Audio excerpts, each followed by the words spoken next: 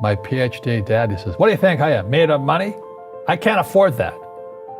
And my rich dad would say, that's why he's poor. So my father was the head of education, PhD, all that stuff. I go home and ask him, said, why don't we learn about money in school? And he looked at me and says, because the government doesn't let us teach that subject. The government tells us what we can teach and what we can't teach. And I thought that was strange. And I said, but aren't we going to school to learn about money? He says, no, your job is to get a job. I said, but you get a job to earn money. He goes, no, you're supposed to just get a job. I went, no. Isn't the purpose of a job to earn money? He goes, you're correct. I said, so why don't I just learn about money? I can skip the job part, you know? And he got flustered and he said, look, and my father was, for Japanese, very tall, 6'4", and imposing man, good guy. But he says, if you want to learn about money, why don't you ask your best friend's father about money? And I said, why? That's Mike. So why ask him? He says, because Mike's father is an entrepreneur. And I said, what are you? He says, I'm an employee. I'm a government employee. And I went, oh, what's the difference? He says, the difference is an entrepreneur must know about money, or they're no longer entrepreneurs. And he says an employee doesn't have to know anything about money, because the government will take care of them, the company will take care of them. So I'm all confused. But I took my dad's advice and I trundled over to Mike's father's office and knocked on his door and I said, hey, I'm here, 9 years old, teach me about money. He says, beat it, kid, you know. But that's where the story of Rich Dad, Poor Dad started. And finally, through persistence, my rich dad started teaching me about money on one condition. And that condition was he would never pay me. He says, the moment I pay you, you think like an employee. He says, that's the trap. Entrepreneurs work for free. And now I'm 9 years old, my head's going cracking in half. He says, you never want a paycheck. You understand that, kid? I said, okay, I got it. And he says, well, how do I make money? He says, that's what entrepreneurs figure out. It's like it's a cat, you know, which comes first, a cat or the cat chasing its tail. And I said, so how do I learn about money? So he would just break out a Monopoly game board. So I would work for free and pick up cigarette butts, and he had hotels and restaurants, and I would clean and do menial tasks. And as I got older, I started getting into office work and marketing and accounting. I was an apprentice basically, but I always worked for free. And he would teach me about money. But the way he taught me about money was playing Monopoly. And finally one day I got upset. I said, well, when are you going to teach me about money? He says, what do you think we're doing? We're playing Monopoly. He goes, no. What do you think we're doing? We're playing Monopoly. He says, what do you think we're doing? I said, I don't know. I'm teaching you about money.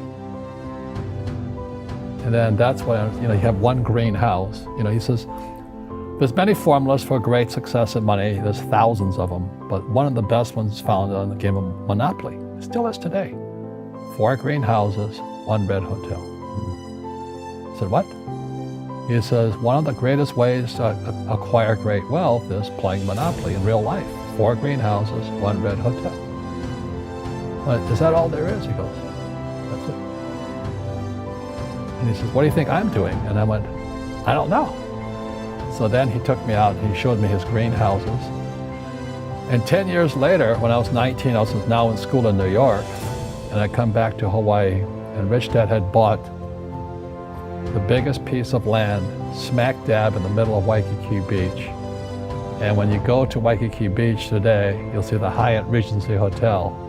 That was his hotel. Just like the game of Monopoly. Just like the game of Monopoly. Acquired assets and they became bigger assets. He just kept what's called an assemblage, because that property wasn't that big at that time. So he had to buy out all the small guys. Because Waikiki was a little dirtwater little town.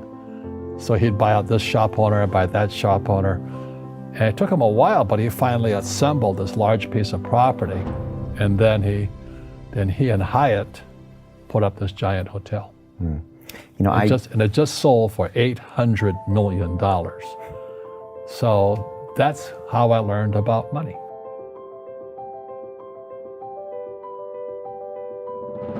The school system was designed to teach you to be an employee, which is important, or a doctor or a lawyer, a specialist, but never about money. And what most people lack is real business knowledge, like accounting, like debt, like taxes. You gotta know that stuff, but they don't teach it in school to anybody. So, and then when people ask me, how did your rich dad learn this when your poor dad, a PhD, didn't? And the answer is very simply, my rich dad was my best friend's father.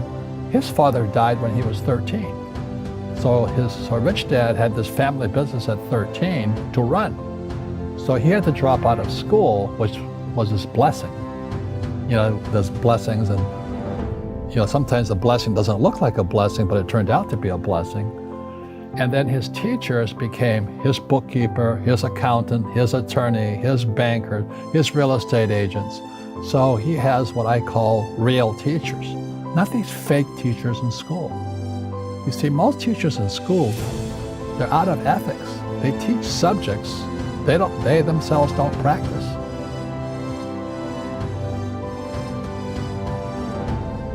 I asked the teacher, I said, I'm in my third year of calculus now. It was called strength of materials.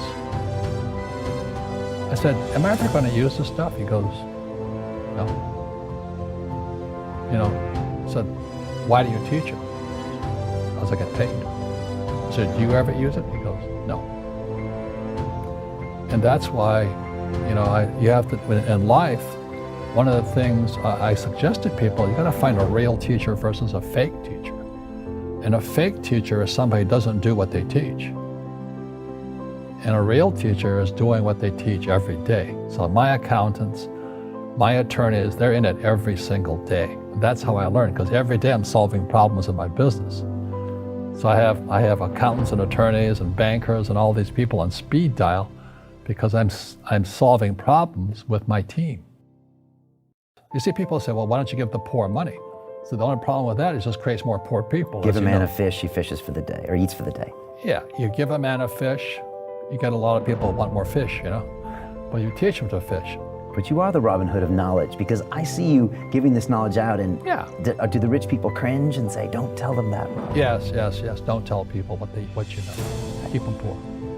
But, unfortunately, the poor, as was in the Bible, I'm not real religious, the poor will always be amongst us, because it starts up here. Right, it's that fear mentality. It's in their words, and the words become flesh. Again, I'm not really religious. I flunked out of Sunday school also. But when they say I can't afford it or I can't do that, they go down. They become what they say.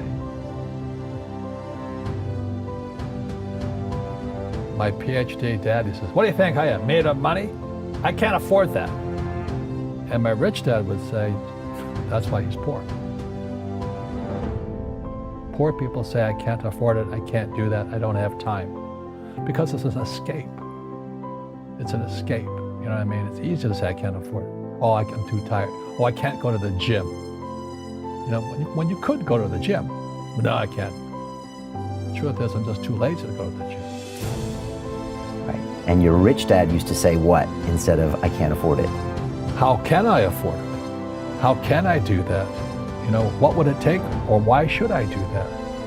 He says that a question opens the mind, a statement closes the mind. So when you say, I can't afford it, your mind shuts down, and you become what you say.